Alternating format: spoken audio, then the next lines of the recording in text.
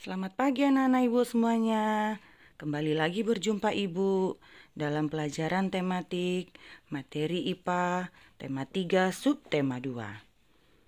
Sekarang silakan buka bukunya halaman 43. Sudah dibuka bukunya ya. Sekarang silakan perhatikan bukunya. Kita sama-sama baca dan perhatikan ya. Hewan memiliki peran penting dalam menjaga keseimbangan alam. Contohnya, ular berperan sebagai konsumen untuk mengontrol populasi tikus dalam ekosistem sawah. Hewan yang semakin menurun jumlah populasinya dapat dilestarikan dengan cara membuat penangkaran, membangun taman nasional ataupun cagar alam, dan membuat peraturan yang tegas tentang perburuan. Ada beberapa peranan beberapa hewan dalam keseimbangan ekosistem. Yang pertama, lebah. Lebah ini membantu penyerbukan tumbuhan-tumbuhan. Jadi ketika dia terbang dari satu bunga ke bunga yang lain, tanpa sengaja, serbuk-serbuk sari pada tumbuhan itu akan menempel ke kakinya, dan ketika dia hinggap ke bunga yang lain, maka serbuk sari tadi akan jatuh di kepala putik sehingga menyebabkan terjadinya penyerbukan. Kemudian yang kedua, monyet. Monyet ini membantu menyebarkan biji-biji tumbuhan yang dimakannya. Jadi ketika dia makan, dia akan pergi ke tempat lain, kemudian tanpa sengaja biji-biji makanan yang dia makan itu akan jatuh dan akhirnya tumbuh menjadi tanaman baru. Yang ketiga, cacing tanah. Cacing tanah ini dapat menguraikan kotoran-kotoran sehingga dapat menyuburkan tanah. Yang keempat adalah cicak. Anak-anak ibu semuanya pernah melihat cicak ya?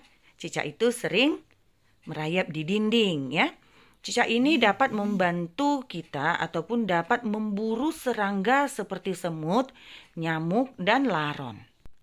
Yang kelima adalah singa. Singa ini dapat memangsa hewan herbivora atau yang biasa disebut dengan hewan pemakan tumbuhan pada ekosistem padang rumput. Sekarang kita masuk ke bagian-bagian tubuh hewan. Ya, yang pertama adalah mamalia. Mamalia adalah hewan menyusui. Contohnya seperti anjing, kucing, kuda, dan masih banyak lagi. Ya, beberapa jenis mamalia ini memiliki misai. Misai itu adalah kumis. Ya, kumis itu berfungsi untuk mengetahui keadaan lingkungan di sekitarnya. Kemudian kaki ataupun sirip pada hewan mamalia ini digunakan untuk bergerak. Kemudian ekor digunakan untuk membantu pergerakan dan menjaga keseimbangan. Yang kedua adalah burung. Burung ini memiliki sayap yang biasanya digunakan untuk pergerakan ataupun untuk terbang, ya nak ya. Kemudian bulunya untuk melindungi tubuhnya dan paruhnya untuk makan. Selanjutnya adalah reptil ya. Reptil ini contohnya adalah seperti kura-kura ya, ataupun ular ya. Dia memiliki sisik. Sisiknya ini fungsinya untuk melindungi tubuhnya dan ekornya untuk menjaga keseimbangan. Selanjutnya adalah amfibi. Contoh dari hewan amfibi adalah katak. Tahu katak ya? Katak ataupun amfibi memiliki kulit yang licin, di mana fungsinya untuk melindungi tubuh ataupun untuk membantu pernapasan pada katak. Dan katak ini ataupun amfibi ini juga mempunyai selaput kaki yang dipakai untuk membantu di saat dia berenang. Kemudian ikan. Ikan mempunyai insang untuk bernafas. Kemudian sirip untuk membantu ikan saat berenang. Dan ekor untuk membantu ikan menentukan arah saat berenang. Kemudian selanjutnya adalah insekta. Insekta ini adalah bangsa serangga seperti nyamuk dan kupu-kupu. Insekta memiliki antena untuk mengetahui keadaan di sekitarnya. Kemudian memiliki sayap untuk membantu serangga terbang. Kemudian insekta juga mempunyai kaki untuk membantu serangga melompat ataupun hinggap. Nah, sekarang sudah jelas ya anak-anak ibu ya. Jadi, dalam ekosistem, dalam alam kita ini bukan hanya manusia saja yang berperan, Tetapi hewan juga memiliki peran dalam menjaga keseimbangan ekosistem. Untuk itu, kita harus tetap melestarikan hewan agar tidak punah.